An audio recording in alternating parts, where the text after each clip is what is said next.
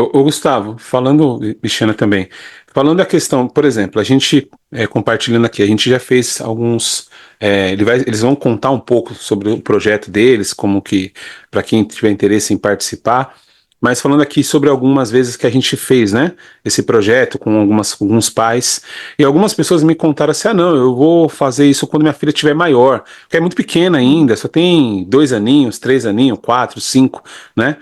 E aí eu falava, olha, tudo bem, mas por que não prevenir, né? Por que deixar para resolver depois que a coisa já tiver lá com um problema em si, né? O que que você poderia falar para esses pais que muitas vezes acham assim, ah, não, minha filha só tem 3 aninhos, ainda nem tá nem pensando nessas coisas ainda, não tá nem, só tá ali jogando um joguinho ou nem tem celular, mas ainda tá muito cedo. Tem que pensar nisso quando ela chegar na fase de adolescência. Bem, quanto antes eu começar, mais uma probabilidade muito maior de acerto eu vou ter. Quanto mais tarde eu começar, mais trabalho eu vou ter. E a Bíblia, ela não te dá um manual de como você educar o seu filho, mas ela te dá princípios.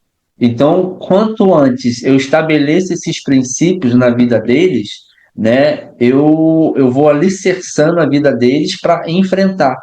Porque aí que está a grande questão. A Bíblia fala para nós ensinarmos, né, o caminho que deve andar. E muitos pais se apegam a isso. Fala, ah, não, a Bíblia fala para ensinar.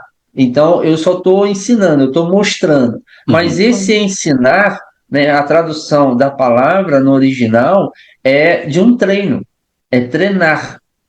É você a cada dia estar treinando o seu filho naquilo ali para que ele atinja, né? Um cara que joga basquete, eu já vi algumas entrevistas do Oscar, por exemplo, jogador de basquete, ele fala, para que eu conseguisse acertar a cesta de 3 pontos, eu tive que treinar muito para chegar nesse nível. Então, não é somente ensinar, é treinar. E aí, em Deuteronômio, a Bíblia vai falando uma série de pontuações que você deve fazer. E acho que a primeira parte do versículo diz que essa palavra tem que estar no seu coração. Então, eu tenho que viver essa verdade para ensinar, para transmitir aos meus filhos essa verdade. E eles veem em mim essa verdade.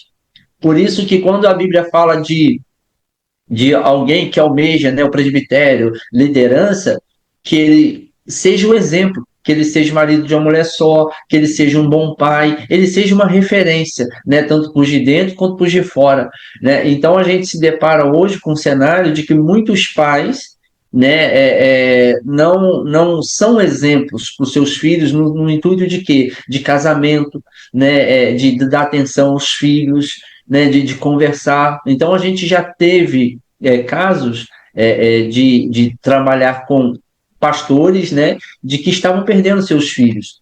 E a gente conseguiu, né, ajudá-los a reverter esse cenário, fazendo com que eles sentassem, conversassem, dessem atenção aos filhos, porque tem algo que é cultural, né, na nossa nação, que as pessoas acham que eu vou me dedicar à obra do Senhor, né, e a minha família Deus cuida. Não. Deus te instituiu como pai e como marido. E cabe a você, pai, marido, mãe, esposa, corresponder àquilo que Deus pede, né, exige de você. Agora, ele vai cuidar no modo geral. Uma vez um pastor me perguntou, né, me falou, Deus cuida da minha família. Aí eu falei, pastor, se a gente, e eu cuido do reino, da obra dele. Eu falei, se o senhor for nesse sentido, o senhor tem que admitir que Deus erra, porque hoje o senhor tem problema na sua família. Ele falou, não, Deus não erra. Eu falei, o que o senhor está esquecendo nessa equação aí, é isso aí, porque o marido e pai é responsabilidade sua, não é de Deus. Deus vai te ajudar a exercer essas funções. E aí foi aí que deu uma virada de chave nele e ele começou a dar mais atenção para os filhos e reverteu toda a situação que estava na casa dele.